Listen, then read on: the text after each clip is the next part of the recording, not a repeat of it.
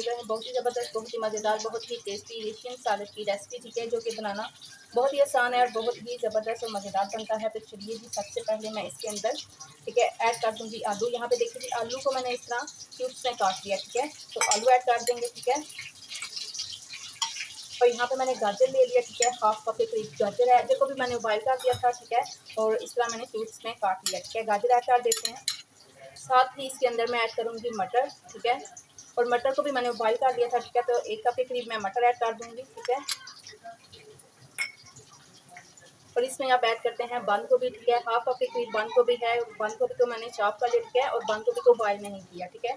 तो बंद गोभी ऐसे ही ऐड करेंगे। साथ ही इसके अंदर मैं ऐड कर दूँगी एप्पल, ठीक है। तो यहाँ पे देखिए एप्पल को भी मैंने इस तरह क्यूब्स में काट लिया, ठीक है। तो एप्पल को ऐड कर देते हैं। और इसके अंदर ऐड करेंगे half teaspoon white pepper और half teaspoon black pepper powder, ठीक है। ये ऐड कर देते हैं।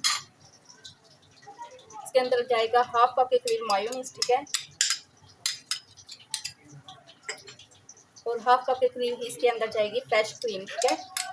टेट्रा पैक फ्रेश क्रीम है, ठीक है। तो यहाँ पे मैंने हाफ कप के करीब दिया, ठीक है। अब अच्छी तरह से हमने मिक्स कर देना, ठीक है। ये बहुत ही टेस्टी और बहुत ही ज़बरदस्त, बहुत ही मज़ेदार बनकर एशियन सैलेड तैयार होगा, ठीक है। तो आप इफ्तार टाइम में ज़रूर बनाइएगा और आप चाहे ईद पे बनाएं, ये बहुत ही मज़ेदार बनेगा, ठीक है। अच्छी तरह से मिक्स करते हैं, ठीक है। और ये बहुत ही आसान सी रेसिपी है।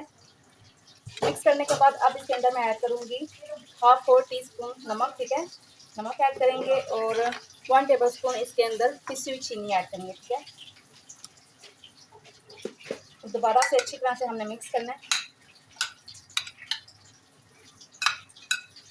मिक्स करने के बाद अब इसके अंदर मैं half tea spoon lemon juice add करूँगी, ठीक है।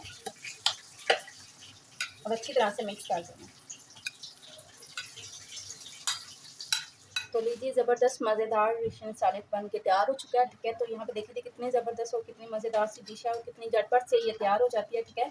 तो आप इसको ईद पे बनाएं या चाहे पराठा में बनाएं, ये बहुत ही टेस्टी और बहुत ही मज़ेदार बनता है, ठीक है।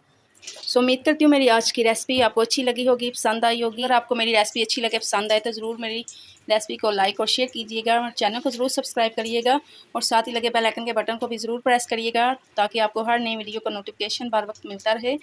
अपना और अपनी फैमिली का ढेरों ख्याल रखिएगा, मुझे भी अपनी दुआ में याद रखिएगा। मिलेंगे फिर किसी नई रेसिपी के साथ किसी नई वीडियो में, तब तक के लिए अल्लाह हाफिज़।